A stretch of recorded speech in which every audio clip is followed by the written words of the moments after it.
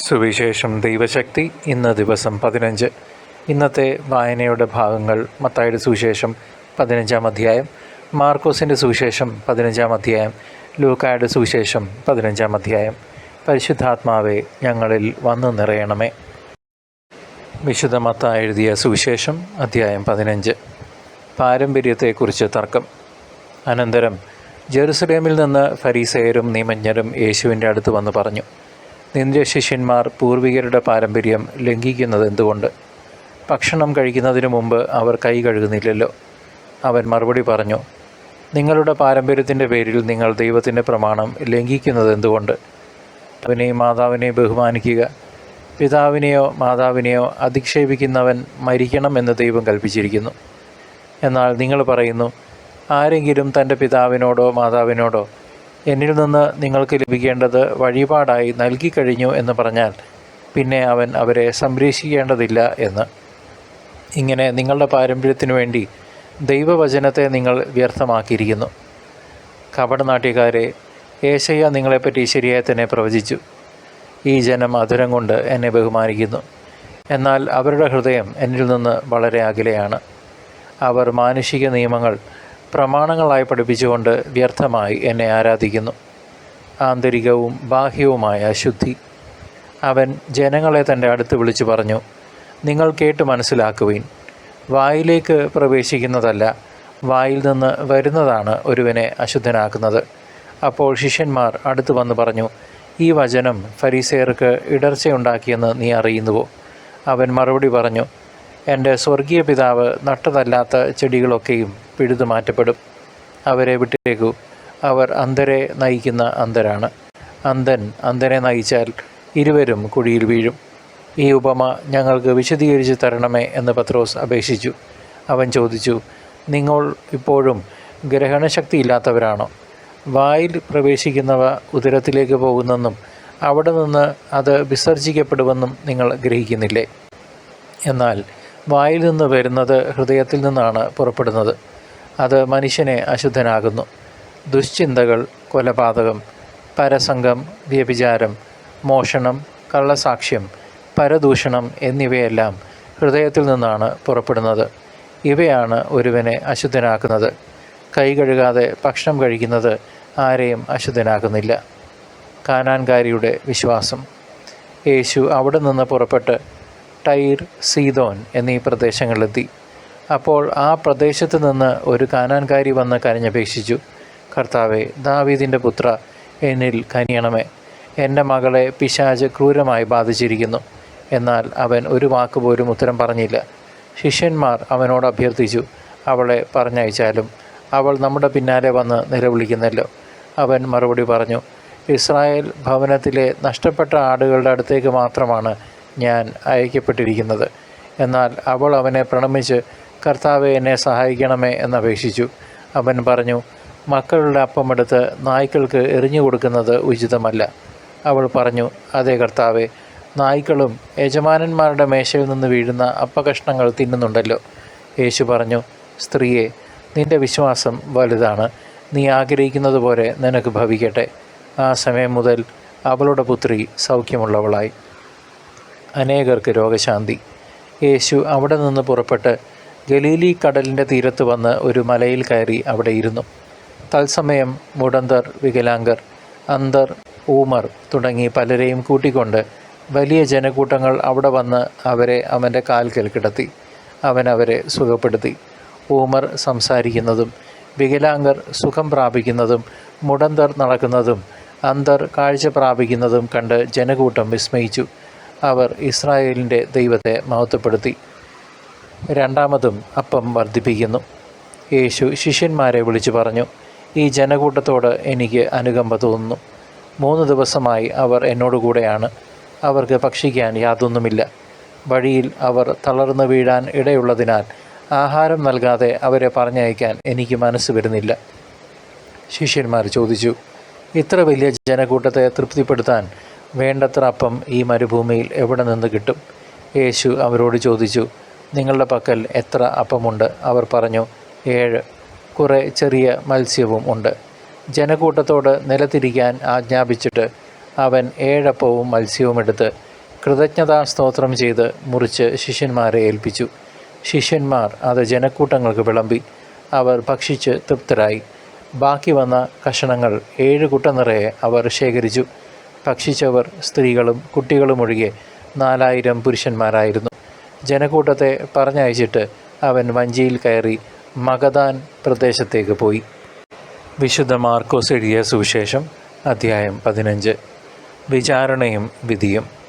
അതിരാവിലെ തന്നെ പുരോഹിത പ്രമുഖന്മാർ ജനപ്രമാണികളോടും നിയമജ്ഞരോടും ന്യായാധിപ സംഘം മുഴുവനോടും ചേർന്ന് ആലോചന നടത്തി. അവർ യേശുവിനെ ബന്ധിച്ച് കൊണ്ടുപോയി പീലാത്തോസിനെ ഏൽപ്പിച്ചു. പീലാത്തോസ് അവനോട് ചോദിച്ചു, നീ യഹൂദരുടെ രാജാവാണോ? അവൻ മറുപടി പറഞ്ഞു, നീ തന്നെ പറയുന്നു. പുരോഹിത പ്രമുഖന്മാർ അവനിൽ പല കുറ്റങ്ങളും ആരോപിച്ചു. പീലാത്തോസ് വീണ്ടും ചോദിച്ചു, നിനക്ക് മറുപടിയൊന്നും പറയാനില്ലേ? നോക്കൂ, എത്ര കുറ്റങ്ങളാണ് അവർ നിന്റെ മേൽ ആരോപിക്കുന്നത്. എന്നാൽ യേശു മറുപടിയൊന്നും പറഞ്ഞില്ല. തന്മൂലം പീലാത്തോസ് വിസ്മയിച്ചു. ജനം ആവശ്യപ്പെടുന്ന ഒരു തടവുകാരനെ അവൻ തിരുനാളിൽ മോചിപ്പിക്കുക പതിവായിരുന്നു. വിപ്ലവത്തിനിടയിൽ കൊലപാതകം നടത്തിയ ബറാബാസ് എന്നൊരുവൻ വിപ്ലവകാരികളോടൊപ്പം തടങ്കലിൽ ഉണ്ടായിരുന്നു. ജനക്കൂട്ടം പീലാത്തോസിൻ്റെ അടുത്ത് ചെന്ന് പതിവുള്ള ആനുകൂല്യത്തിന് അപേക്ഷിച്ചു. അവൻ പറഞ്ഞു, യഹൂദരുടെ രാജാവിനെ ഞാൻ മോചിപ്പിച്ചു തരണമെന്നാണോ നിങ്ങൾ ആഗ്രഹിക്കുന്നത്? എന്തെന്നാൽ അസൂയ നിമിത്തമാണ് പുരോഹിത പ്രമുഖന്മാർ അവനെ ഏൽപ്പിച്ചു തന്നതെന്ന് അവന് അറിയാമായിരുന്നു. എന്നാൽ ബറാബാസിനെയാണ് വിട്ടുതരേണ്ടതെന്ന് ആവശ്യപ്പെടാൻ പുരോഹിത പ്രമുഖന്മാർ ജനക്കൂട്ടത്തെ പ്രേരിപ്പിച്ചു. പീലാത്തോസ് വീണ്ടും അവരോട് ചോദിച്ചു, യഹൂദ രാജാവെന്ന് നിങ്ങൾ വിളിക്കുന്നവനെ ഞാൻ എന്തു ചെയ്യണം? അവർ വിളിച്ചു പറഞ്ഞു, അവനെ ക്രൂശിക്കുക. പീലാത്തോസ് ചോദിച്ചു, അവൻ എന്ത് തിന്മ പ്രവർത്തിച്ചു? അവർ കൂടുതൽ ഉച്ചത്തിൽ വിളിച്ചു പറഞ്ഞു, അവനെ ക്രൂശിക്കുക. അപ്പോൾ പീലാത്തോസ് ജനക്കൂട്ടത്തെ തൃപ്തിപ്പെടുത്താൻ തീരുമാനിച്ചുകൊണ്ട് ബറാബാസിനെ അവർക്ക് വിട്ടുകൊടുക്കുകയും യേശുവിനെ ചമ്മട്ടി കൊണ്ടടുപ്പിച്ചതിന് ശേഷം ക്രൂശിക്കാൻ ഏൽപ്പിച്ചു കൊടുക്കുകയും ചെയ്തു. പടയാളികളുടെ പരിഹാസം. അനന്തരം പടയാളികൾ യേശുവിനെ കൊട്ടാരത്തിനുള്ളിൽ പ്രത്തോറിയത്തിലേക്ക് കൊണ്ടുപോയി. അവർ സൈന്യവിഭാഗത്തെ മുഴുവൻ അണിനിരത്തി. അവർ അവനെ ചുമപ്പ് വസ്ത്രം ധരിപ്പിക്കുകയും ഒരു മുൾക്കിരീടം മെടഞ്ഞ് അണിയിക്കുകയും ചെയ്തു. യഹൂദരുടെ രാജാവെ സ്വസ്തി എന്ന് അവർ അവനെ അഭിവാദനം ചെയ്യാൻ തുടങ്ങി. പിന്നീട് ഞാങ്ങണ കൊണ്ട് അവൻ്റെ ശിരസിൽ അടിക്കുകയും അവൻ്റെ മേൽ തുപ്പുകയും മുട്ടുകുത്തി അവനെ പ്രണമിക്കുകയും ചെയ്തു. അവനെ പരിഹസിച്ച ശേഷം ചുമപ്പ് വസ്ത്രം അഴിച്ചു മാറ്റി അവൻ്റെ വസ്ത്രം വീണ്ടും ധരിപ്പിച്ചു. പിന്നീട് അവർ അവനെ കുരിശിൽ തറയ്ക്കാൻ കൊണ്ടുപോയി. കുരിശിൽ തറയ്ക്കുന്നു. അലക്സാണ്ടറിൻ്റെയും റൂഫസിൻ്റെയും പിതാവായ കിറേനക്കാരൻ ഷിമിയോൻ നാട്ടിന് പുറത്തുനിന്ന് വന്ന് അതിലെ കടന്നു പോവുകയായിരുന്നു.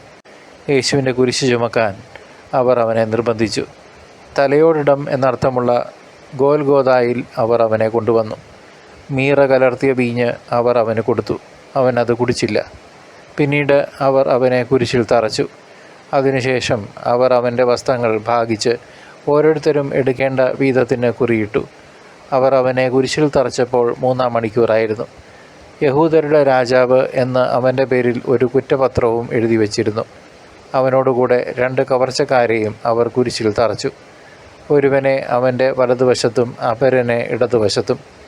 അതിലെ കടന്നുപോയവർ തല കുലുക്കിക്കൊണ്ട് അവനെ ദുഷിച്ചു പറഞ്ഞു, ദേവാലയം നശിപ്പിച്ച് 3 ദിവസം കൊണ്ട് വീണ്ടും പണിയുന്നവനെ, നിന്നെ തന്നെ രക്ഷിക്കുക, കുരിശിൽ നിന്ന് ഇറങ്ങി വരിക. അതുപോലെ തന്നെ പുരോഹിത പ്രമുഖന്മാരും നിയമജ്ഞരും പരിഹാസപൂർവ്വം പരസ്പരം പറഞ്ഞു, ഇവൻ മറ്റുള്ളവരെ രക്ഷിച്ചു, തന്നെ തന്നെ രക്ഷിക്കാൻ ഇവന് സാധിക്കുന്നില്ല. ഞങ്ങൾ കണ്ടു വിശ്വസിക്കുന്നതിനു വേണ്ടി ഇസ്രായേലിൻ്റെ രാജാവായ ക്രിസ്തു ഇപ്പോൾ കുരിശിൽ നിന്ന് ഇറങ്ങി വരട്ടെ. അവനോടൊപ്പം ക്രൂശിക്കപ്പെട്ടവരും അവനെ പരിഹസിച്ചു. യേശുവിൻ്റെ മരണം. 6-ാം മണിക്കൂർ മുതൽ 9-ാം മണിക്കൂർ വരെ ഭൂമി മുഴുവൻ അന്ധകാരം വ്യാപിച്ചു. 9-ാം മണിക്കൂറായപ്പോൾ യേശു ഉച്ചത്തിൽ നിലവിളിച്ചു, ഏലോയി ഏലോയി ലാമ സബക്താനി, അതായത് എൻ്റെ ദൈവമേ, എൻ്റെ ദൈവമേ, നീ എന്നെ ഉപേക്ഷിച്ചത് എന്തുകൊണ്ട്? അടുത്തു നിന്നിരുന്ന ചിലർ അത് കേട്ട് പറഞ്ഞു, ഇതാ അവൻ ഏലിയായെ വിളിക്കുന്നു. ഒരുവൻ ഓടി വന്ന് നീർപ്പഞ്ഞി വിനാഗിരിയിൽ മുക്കി ഒരു ഞാങ്ങണമേൽ ചുറ്റി അവന് കുടിക്കാൻ കൊടുത്തുകൊണ്ട് പറഞ്ഞു, ആകട്ടെ, അവനെ താഴെ ഇറക്കാൻ ഏലിയ വരുമോ എന്ന് നമുക്ക് കാണാം. യേശു ഉച്ചത്തിൽ നിലവിളിച്ച് ജീവൻ വെടിഞ്ഞു. അപ്പോൾ ദേവാലയത്തിലെ തിരശ്ശീല മുകളിൽ നിന്ന് താഴെ വരെ രണ്ടായി കീറി. അവന് അഭിമുഖമായി നിന്നിരുന്ന ശതാധിപൻ അവൻ ഇപ്രകാരം മരിച്ചത് കണ്ടു പറഞ്ഞു, സത്യമായും ഈ മനുഷ്യൻ ദൈവപുത്രനായിരുന്നു. ഇതെല്ലാം കണ്ടുകൊണ്ട് ദൂരെ കുറേ സ്ത്രീകളും നിന്നിരുന്നു. മഗ്ദലേന മറിയവും യോസയുടെയും ചെറിയ യാക്കോബിൻ്റെയും അമ്മയായ മറിയവും സലോമിയും ആ കൂട്ടത്തിൽ ഉണ്ടായിരുന്നു.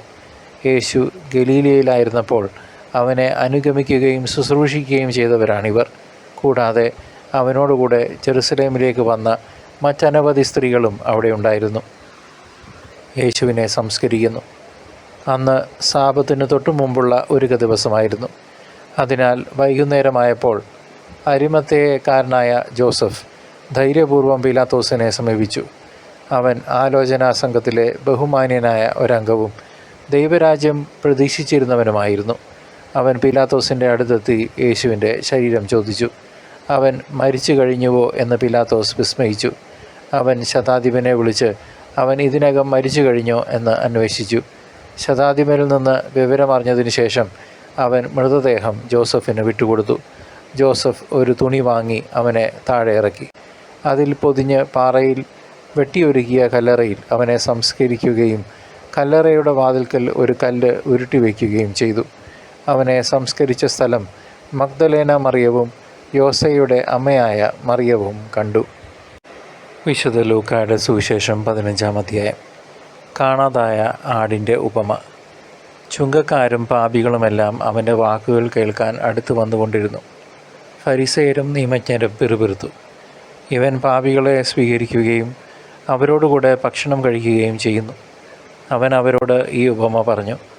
നിങ്ങളിൽ ആരാണ് തനിക്ക് 100 ആടുകൾ ഉണ്ടായിരിക്കെ അവയിൽ ഒന്ന് നഷ്ടപ്പെട്ടാൽ 99നെയും മരുഭൂമിയിൽ വിട്ടിട്ട് നഷ്ടപ്പെട്ടതിനെ കണ്ടുകിട്ടുവോളം തേടിപ്പോകാത്തത്? കണ്ടുകിട്ടുമ്പോൾ സന്തോഷിച്ച് അതിനെ തോളിലേറ്റുന്നു. വീട്ടിലെത്തുമ്പോൾ അവൻ കൂട്ടുകാരെയും അയൽവാസികളെയും വിളിച്ചുകൂട്ടി പറയും, നിങ്ങൾ എന്നോടുകൂടെ സന്തോഷിക്കുവിൻ, എൻ്റെ നഷ്ടപ്പെട്ട ആടിനെ കണ്ടുകിട്ടിയിരിക്കുന്നു. അതുപോലെ തന്നെ അനുതാപം ആവശ്യമില്ലാത്ത 99 നീതിമാന്മാരെക്കുറിച്ച് എന്നതിനേക്കാൾ അനുതപിക്കുന്ന ഒരു പാപിയെക്കുറിച്ച് സ്വർഗത്തിൽ കൂടുതൽ സന്തോഷമുണ്ടാകും എന്ന് ഞാൻ നിങ്ങളോട് പറയുന്നു. കാണാതായ നാണയത്തിൻ്റെ ഉപമ. ഏതു സ്ത്രീയാണ് തനിക്ക് നാണയമുണ്ടായിരിക്കെ അതിൽ ഒന്ന് നഷ്ടപ്പെട്ടാൽ വിളക്ക് കൊളുത്തി വീടടിച്ചു വാരി അത് കണ്ടുകിട്ടുവോളം ഉത്സാഹത്തോടെ അന്വേഷിക്കാത്തത്? കണ്ടുകിട്ടുമ്പോൾ അവൾ കൂട്ടുകാരെയും അയൽവാസികളെയും വിളിച്ചുകൂട്ടി പറയും, എന്നോടുകൂടെ സന്തോഷിക്കുവിൻ, എൻ്റെ നഷ്ടപ്പെട്ട നാണയം വീണ്ടും കിട്ടിയിരിക്കുന്നു. അതുപോലെ തന്നെ അനുതപിക്കുന്ന ഒരു പാപിയെക്കുറിച്ച് ദൈവത്തിൻ്റെ ദൂതന്മാരുടെ മുമ്പിൽ സന്തോഷമുണ്ടാകുമെന്ന് ഞാൻ നിങ്ങളോട് പറയുന്നു. ധൂർത്തപുത്രൻ്റെ ഉപമ. അവൻ പറഞ്ഞു, ഒരു മനുഷ്യന് 2 പുത്രന്മാരുണ്ടായിരുന്നു. ഇളയവൻ പിതാവിനോട് പറഞ്ഞു, പിതാവേ, സ്വത്തിൽ എൻ്റെ ഓഹരി എനിക്ക് തരിക. അവൻ സ്വത്ത് അവർക്കായി ഭാഗിച്ചു. ഏറെ താമസിയാതെ ഇളയ മകൻ എല്ലാം ശേഖരിച്ചുകൊണ്ട് ദൂരദേശത്തേക്ക് പോയി. അവിടെ ധൂർത്തനായി ജീവിച്ച് സ്വത്ത് നശിപ്പിച്ചു കളഞ്ഞു. അവൻ എല്ലാം ചെലവഴിച്ചു കഴിഞ്ഞപ്പോൾ ആ ദേശത്ത് ഒരു കഠിന ക്ഷാമം ഉണ്ടാവുകയും അവൻ ഞെരുക്കത്തിലാവുകയും ചെയ്തു. അവൻ ആ ദേശത്തെ ഒരു പൗരൻ്റെ അടുത്ത് അഭയം തേടി. അയാൾ അവനെ പന്നികളെ മേയ്ക്കാൻ വയലിലേക്ക് അയച്ചു. പന്നി തിന്നിരുന്നത് തവിടെങ്കിലും കൊണ്ട് വയർ നിറയ്ക്കാൻ അവൻ ആശിച്ചു. പക്ഷേ ആരും അവന് കൊടുത്തില്ല. അപ്പോൾ അവന് സുബോധമുണ്ടായി. അവൻ പറഞ്ഞു, എൻ്റെ പിതാവിൻ്റെ എത്രയോ ദാസന്മാർ സുഭിക്ഷമായി ഭക്ഷണം കഴിക്കുന്നു, ഞാനോ ഇവിടെ വിശന്ന് മരിക്കുന്നു. ഞാൻ എഴുന്നേറ്റ് എൻ്റെ പിതാവിൻ്റെ അടുത്തേക്ക് പോകും. ഞാൻ അവനോട് പറയും, പിതാവേ, സ്വർഗത്തിനെതിരായും നിൻ്റെ മുമ്പിലും ഞാൻ പാപം ചെയ്തു. നിൻ്റെ പുത്രൻ എന്ന് വിളിക്കപ്പെടാൻ ഞാൻ ഇനി യോഗ്യനല്ല. നിൻ്റെ ദാസരിൽ ഒരുവനായി എന്നെ സ്വീകരിക്കണമേ. അവൻ എഴുന്നേറ്റ് പിതാവിൻ്റെ അടുത്തേക്ക് ചെന്നു. ദൂരെ വെച്ച് തന്നെ പിതാവ് അവനെ കണ്ടു. അവൻ മനസ്സലിഞ്ഞ് ഓടിച്ചെന്ന് അവനെ കെട്ടിപ്പിടിച്ച് ചുംബിച്ചു. മകൻ പറഞ്ഞു, പിതാവേ, സ്വർഗത്തിനെതിരായും നിൻ്റെ മുമ്പിലും ഞാൻ പാപം ചെയ്തു. നിൻ്റെ പുത്രൻ എന്ന് വിളിക്കപ്പെടാൻ ഞാൻ ഇനി യോഗ്യനല്ല. പിതാവാകട്ടെ തൻ്റെ ദാസരോട് പറഞ്ഞു, ഉടനെ മേൽത്തരം വസ്ത്രം കൊണ്ടുവന്ന് ഇവനെ ധരിപ്പിക്കുവിൻ. ഇവൻ്റെ കയ്യിൽ മോതിരവും കാലിൽ ചെരുപ്പും അണിയിക്കുവിൻ. കൊഴുത്ത കാളക്കുട്ടിയെ കൊണ്ടുവന്ന് കൊല്ലുവിൻ. നമുക്ക് ഭക്ഷിച്ച് ആഹ്ലാദിക്കാം.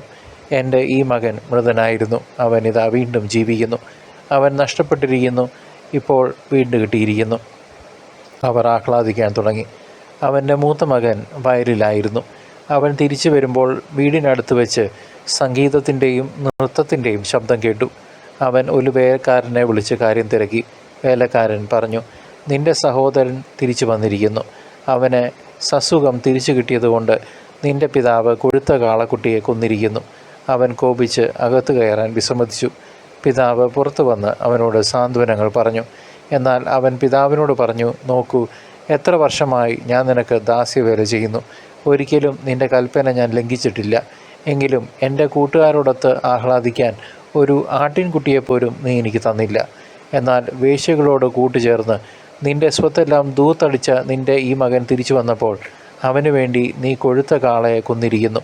അപ്പോൾ പിതാവ് പറഞ്ഞു, മകനെ, നീ എപ്പോഴും എന്നോടുകൂടെ ഉണ്ടല്ലോ. എനിക്കുള്ളതെല്ലാം നിൻ്റേതാണ്. ഇപ്പോൾ നമ്മൾ ആനന്ദിക്കുകയും ആഹ്ലാദിക്കുകയും വേണം. എന്നാൽ നിന്റെ ഈ സഹോദരൻ മൃതനായിരുന്നു, അവനിപ്പോൾ ജീവിക്കുന്നു. നഷ്ടപ്പെട്ടിരുന്നു, ഇപ്പോൾ കണ്ടുകിട്ടിയിരിക്കുന്നു. പ്രിയ ദൈവജനമേ, വിശുദ്ധ മത്തായിയുടെ സുവിശേഷം 15-ാം അധ്യായം ഹൃദയത്തിൻ്റെ വിശുദ്ധിയെക്കുറിച്ചും അചഞ്ചലമായ വിശ്വാസത്തെക്കുറിച്ചും നമ്മെ പഠിപ്പിക്കുന്നു. പുറമേയുള്ള ആചാരങ്ങളെക്കാൾ ഉപരിയായി മനുഷ്യൻ്റെ ഉള്ളിൽ നിന്നാണ് അശുദ്ധി പുറപ്പെടുന്നതെന്ന് കർത്താവ് യേശു നമ്മെ ഓർമ്മിപ്പിക്കുന്നു. കാനാൻകാരിയായ സ്ത്രീയുടെ വിശ്വാസം തൻ്റെ മകളുടെ സൗഖ്യത്തിനായി എങ്ങനെ വഴി തുറന്നു എന്ന് ഈ വചനം വ്യക്തമാക്കുന്നുണ്ട്.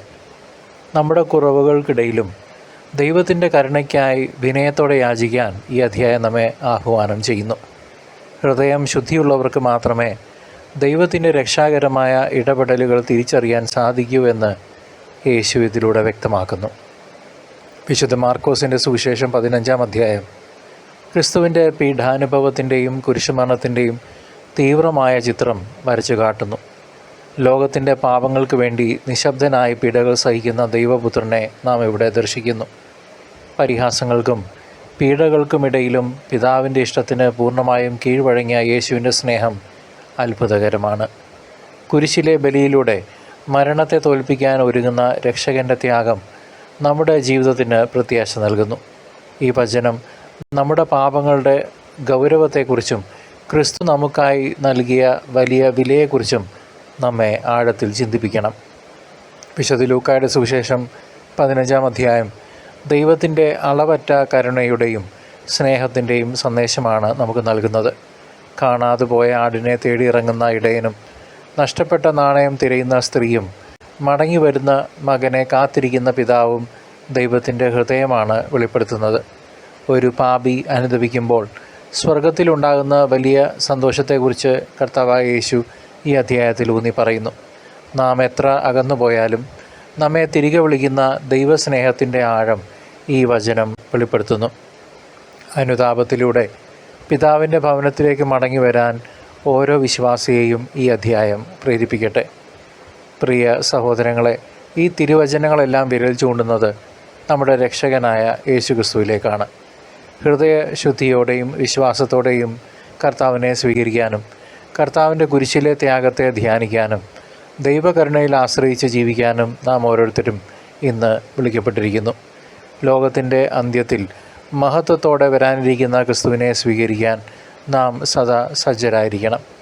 നമ്മുടെ പാപങ്ങളിൽ നിന്ന് അനുതപിച്ച് വിശുദ്ധിയോടെ ജീവിക്കുമ്പോഴാണ് കർത്താവിൻ്റെ രണ്ടാം വരവിനായി നമുക്കും ഒരുങ്ങാൻ സാധിക്കുന്നത്.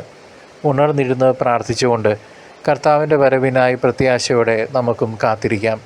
കർത്താവായ യേശുവേ, വേഗം വരണമേ.